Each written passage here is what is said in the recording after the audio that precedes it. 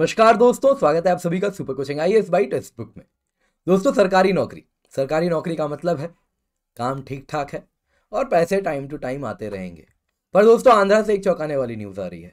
जी हाँ दोस्तों, स्कूल के टीचर्स की सैलरी नहीं मिली है, पेंशन्स बंद हो गए हैं और यहाँ तक कि आधे से ज़्यादा आईएएस अधिकारियों को भी सैलरी नहीं मिली है नवंबर महीने की।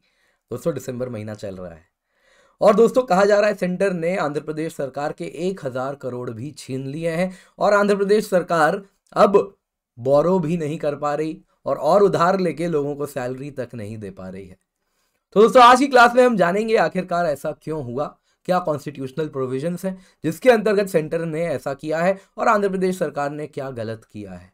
तो इन सभी पर आज हम चर्चा करने वाले हैं और ये न्यूज़ आप देख सकते हैं काफ़ी ज़्यादा कवर किया जा रहा है। सेंटर ने 1000 करोड़ ले लिए और आधे से ज़्यादा आईएएस अधिकारियों को सैलरी नहीं मिली है, इसको काफ़ी ज़्यादा न्यूज़ में कवर किया जा रहा है। तो न्यूज़ में है दोस्तों, सेंटर ने 1000 करोड़ जो कि अलग अलग हेड्स में आंध्र प्रदेश गवर्नमेंट को दिया गया था, करीबन 650 करोड़ जीएसटी कंपोनेंट था और बाकी अलग अलग हेड्स में थे। कुल मिला के 1000 करोड़ सेंटर ने आंध्र प्रदेश को देना था, ऐसा उन्होंने कहा था। लेकिन देने के पहले ही सेंटर ने कहा तुम्हारा 1000 करोड़ पहले का भी बकाया है और उसके अंतर्गत ये पैसे तुम्हारे इसी तरीके से बैलेंस हो जाते हैं और एडजस्ट कर दिया जाएगा और तुमको और कुछ पैसे अब नहीं देने, क्योंकि जब स्टेट बाइफर्केशन हुआ था, आंध्र प्रदेश तेलंगाना बना था, उस वक्त के 1000 करोड़ ड्यू थे। अब ये जो बात है, जो पैसे वापस लेने की बात है, क्या सच में ड्यू है क्या नहीं है, इसके लिए आंध्र प्रदेश सरकार ने कह दिया है कि हम यूनियन फाइनेंस मिनिस्ट्री से बात करेंगे कि आपने किस हेड्स के अंतर्गत हमारे 1000 करोड़ रोक लिए और उसको एडजस्ट कर दिया। ये सब्जेक्ट टू क्रिटिसिज्म है, सब्जेक्ट टू ओपन डिबेट है। तो इस पर अब चर्चा होगी आंध्र प्रदेश और सेंट्रल गवर्नमेंट के बीच में। पर इसका रिपरकशन क्या हुआ है? रिपरकशन ये हुआ है, आधे से ज्यादा आईएएस अधिकारियों को उनकी सैलरी अब तक नहीं मिली है। पेंशन्स कंप्लीटली रोक दिए गए हैं। यहां तक कि जो मॉडल स्कूल्स और कस्तूरबा गांधी विद्यालय में टीचर्स काम करते हैं, उन तक को उनकी सैलरी नहीं मिली है। तो अब सवाल उठता है, आंध्र प्रदेश सरकार बोरो क्यों नहीं कर लेती है लाइक एनी अदर स्टेट? तो दोस्तों, स्टेट गवर्नमेंट जो ऑफ आंध्र प्रदेश है, उन्होंने उनकी annual borrowing limit 48,000 crore rupees की है। उसको उन्होंने इस साल को कंप्लीट होने के पहले ही, अभी थर्ड क्वार्टर भी कंप्लीट नहीं हुआ है और उनकी एनुअल बोरोइंग लिमिट एग्जॉस्ट हो चुकी है और उनके पास अब ऑप्शन नहीं बच रहा कि वो ओपन मार्केट में जाएं और जाके बोरो करें। तो अब सवाल उठता है, ये लिमिट कौन तय करता है?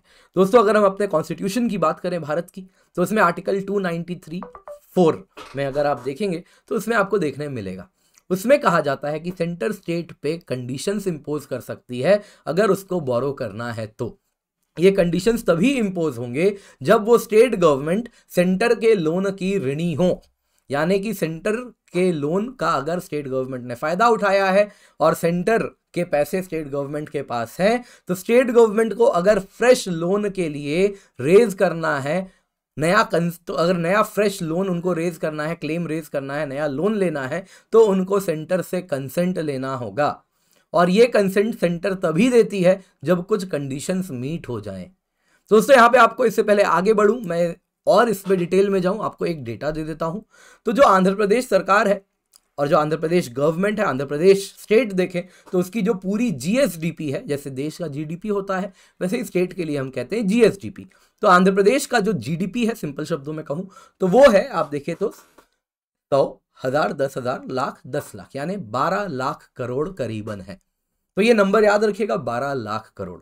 तो अब जैसा मैंने कहा, सेंटर स्टेट गवर्नमेंट को लोन लेना फर्दर अलाउ तभी कर सकती है, सारे ही स्टेट सेंटर के ऋणी हैं मोर और लेस, तो सारे ही स्टेट्स पर एक कंडीशन लगता है, अगर उनको फ्रेश लोन लेना है तो कुछ कंडीशन मीट करना होगा। अब ये कंडीशन सब स्टेट के लिए अलग तो नहीं हो सकता, एक इंडिपेंडेंट बॉडी तय करेगी। तो यहां पर आता है फाइनेंस कमीशन।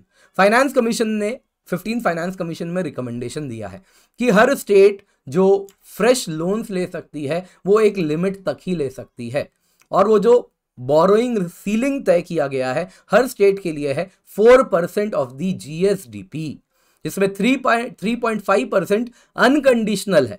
3.5% ऑफ जीएसडीपी का लोन आप अनकंडीशनली ले सकते हैं और बाकी 0.5% ऑफ जीडीपी का लोन आप तभी ले सकते हैं जब आपने पावर सेक्टर में कुछ क्रिटिकल रिफॉर्म्स किए हों, यानी 4% ऑफ दी जीडीपी का ही आप नेट बोरोइंग कर सकते हैं। तो आंध्र प्रदेश सरकार का, जैसा मैंने कहा कि जो टोटल आप देखें तो कितना जीडीपी है, तो वो आता है 12 लाख करोड़, उसका 4% होता है 48,000 करोड़। तो 48,000 करोड़ का जो लिमिट तय किया गया है आंध्र प्रदेश सरकार के लिए बोरोइंग का, वो उन्होंने ऑलरेडी एग्जॉस्ट कर दिया है। अभी 1 क्वार्टर बाकी है इस साल में, रादर 1 क्वार्टर से ज्यादा बाकी है इस साल में। तो क्या आंध्र प्रदेश सरकार को एडिशनल 0.5% ऑफ जीडीपी मिला है?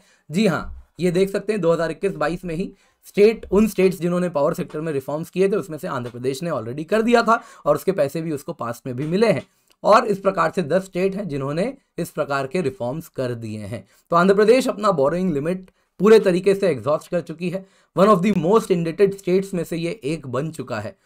हालांकि जीएसडीपी ग्रोथ रेट बहुत ज्यादा है आंध्र प्रदेश का, आपको ये भी बता देता हूं, लेकिन एट द सेम टाइम जो डेट्स है वो कहीं ना कहीं कहा जा रहा है आंध्र प्रदेश सरकार भी एक डेट ट्रैप में फंस चुकी है। अब जो भी है दोस्तों, आने वाले दिनों में पैसे तो देने हैं, सैलरी तो देनी है, तो कुछ ना कुछ स्टेट के बीच में और सेंटर फाइनेंस मिनिस्ट्री के, यूनियन फाइनेंस मिनिस्ट्री के बीच में वार्तालाप होगी। ये 1,000 करोड़ के लिए रिक्वेस्ट जाएगा कि प्लीज प्रोवाइड कर दें, अगले साल इसको एडजस्ट कर दें, या कुछ ना कुछ होगा, कुछ ना कुछ चेंजेस आएंगी। पर जो भी है दोस्तों, आंध्र प्रदेश सरकार एक बहुत बड़ी मुसीबत में फंस चुकी है और आईएएस अधिकारियों तक की सैलरी रोक दी गई है।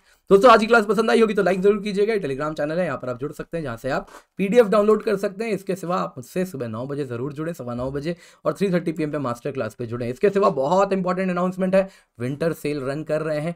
23,999 में आपको 1 साल नहीं दोस्तों, 16 महीना यानी 1 साल 4 महीने की सब्सक्रिप्शन मिल रही है जब आप कूपन कोड किंजल का इस्तेमाल करते हैं, जो कि मोस्ट यूज्ड कूपन कोड भी है और साथ ही साथ ये वो कूपन कोड है जिससे क्योंकि आपको मिलता है मैक्सिमम डिस्काउंट। आप निश्चिंत होकर इस कोड का इस्तेमाल करें। 7 से 10 दिसंबर ये सेल चल रहा है और आपको 23,999 में 16 महीने के लिए मिलेंगे सारे GS courses, optional courses, subject courses, CSAT के courses, daily live classes, mock test, practice question, study notes, super teachers के द्वारा कराए गए कोर्सेज भी आपको मिलेंगे और हमारे द्वारा डेली लाइव क्लासेस तो हो ही रहे हैं। तो चैनल को सब्सक्राइब जरूर करें क्योंकि इसका भी फायदा आप जरूर लें।